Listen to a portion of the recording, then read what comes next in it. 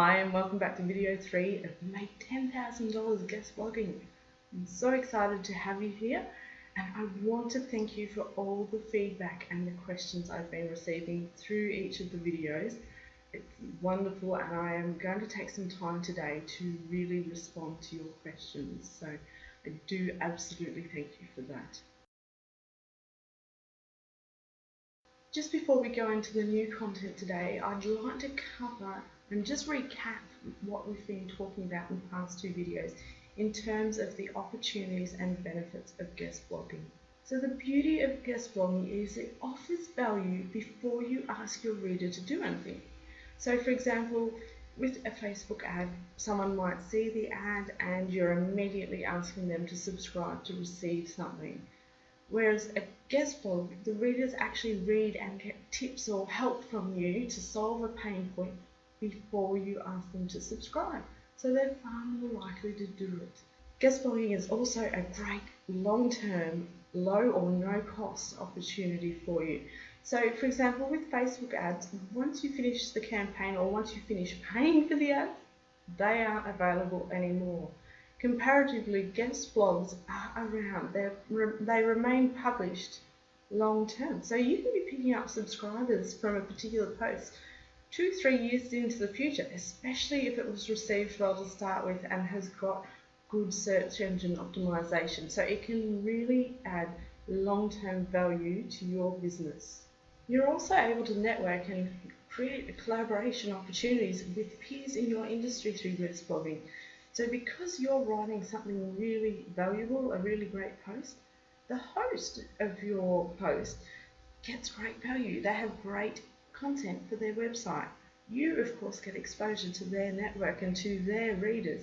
So it creates a win-win situation.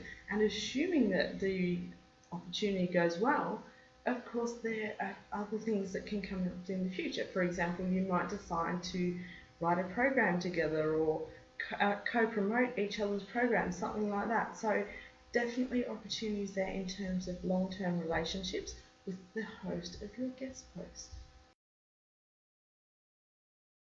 Of course, all the way through the videos, I've been sharing some stories with you to inspire you and to show you what is possible through guest blogging, so giving you real results.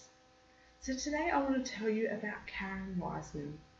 Karen lives in a really rural area, and her and her husband have been having some health issues and serious health issues. When Karen started working with me, she really wasn't quite sure where to go in terms of making a business out of her blog. So she had a great blog and she was receiving about 15,000 readers per month. So she had quite good readership, but she really was in a muddle in terms of knowing what to do next. The thing about Karen is not only has she taken advantage of the opportunities through guest blogging, she's actually identified the opportunity of sponsored posts. And so in other words, basically people are guest blogging her on her website, but they're paying for the opportunity. They're paying for the opportunity to be exposed to her audience. And what it's meant is, while Karen couldn't work in a traditional job and she wasn't well enough, she has been actually able to generate income for the family, and it's a new income source. Prior to this, her blog wasn't making any money. Now she has quite a strong income stream, and she's looking forward to more opportunities in the future. Okay, so I promised I would answer some of your questions, or as many questions as I could today. The very first question I received is, do you have to pay to guest blog? And the beautiful answer to that is no. You don't have to pay. It's a free opportunity for your business to get exposed to new audiences or expanded audiences. Another person asked about repurposing content. She'd heard about this repurposing content and wasn't sure what it meant. So effectively, repurposing content is taking something that you've written or recorded somewhere and reusing it, but re-spinning it for somewhere else. It might be that you had a video, so then you actually take it and turn it into a written post. In the video you might have been targeting mountain bike riders, but in the new post it might be that you're talking to road cyclists, so changing up the examples within the post. That would be an example of repurposing content. It might be that you've shared something on SlideShare, so you've got a presentation on SlideShare, and then you take the main points from that but really expand them for your guest posts. So it comes down to using what you've already got, but then making it fresh and new and relevant for the audience and the host that you will be pitching and writing for. What is the most popular opt-in incentive right now? Thank you for this question, and it's a really important one. So when you're talking about opt-ins, yes, in the internet world we tend to go through phases of originally everybody had an ebook, now a lot of people have a video series, and of course various variations of that. The thing I really want to drive home for you is it doesn't matter what type of opt-in you have in terms of what's hot, what's cool, what's trending right now. It's not important. Every business is unique and every business has their own unique target audience. So you need to focus on what they would prefer, how they would best prefer to receive the content and the solution that you're providing for them. So we talked the other day about if you're writing for busy mums, a long video is not the way to go, but a quick checklist or a template absolutely is. Talking about the cyclist just before, audio might be best for them because they can actually listen to whatever you're talking about on the bike. So thinking about your audience and how they best receive information will absolutely guide you in terms of which opt-in format you should be delivering the content in. The final question was from someone who's currently trying to be published in digital magazines, and the issue that they're having is the magazines don't want to publish them, not because their content isn't quality, but because they don't accept profit-making businesses as a contributor to their magazine.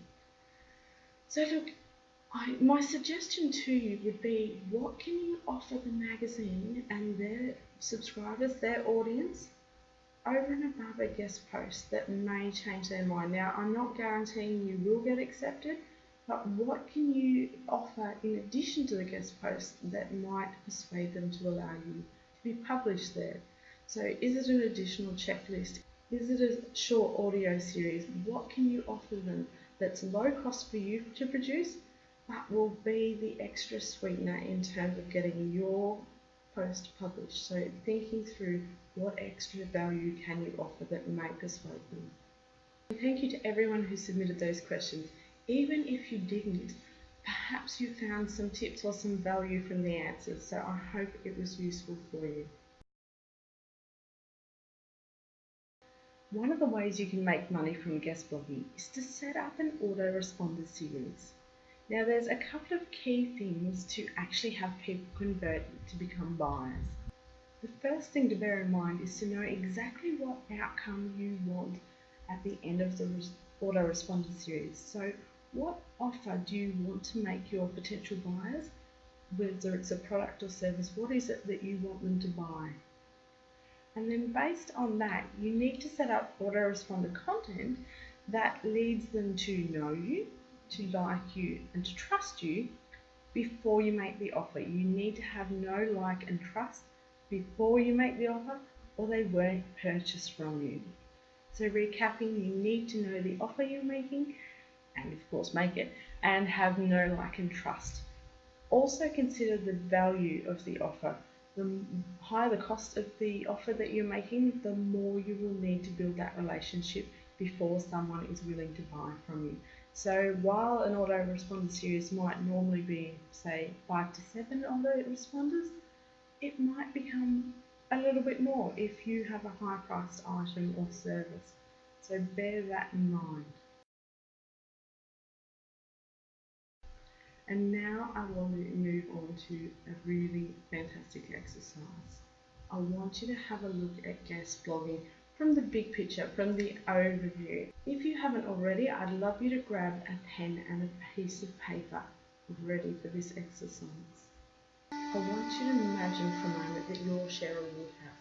Imagine that you had generated an extra $10,000 from your first guest post.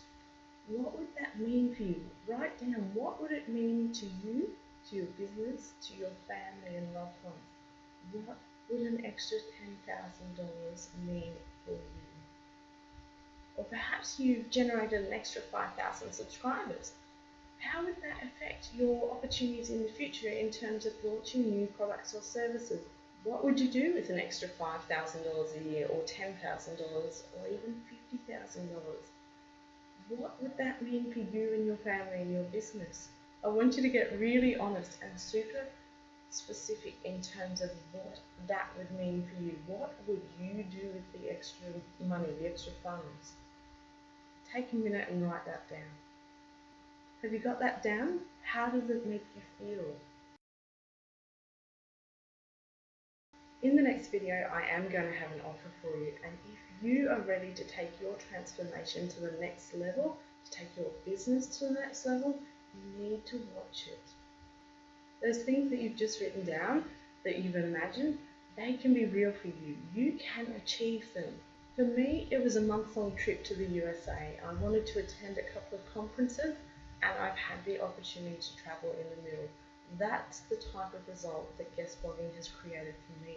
And you've heard lots of other examples of people who have had outstanding results from guest blogging and that have been able to do a lot more and have a lot more choice in their life as a result of their guest blogging. I also want you to know that I'm going to have some very special bonuses for the first 15 people who choose to step up to the next level. I would love you to share in the comments what it would mean to you to have the extra subscribers and the extra income from guest blogging in your business. What would it mean to you, your family, and your business? And if you have friends or peers that you think these videos could help, definitely share and tag them in social media. Thank you for watching, and I will see you in the next video.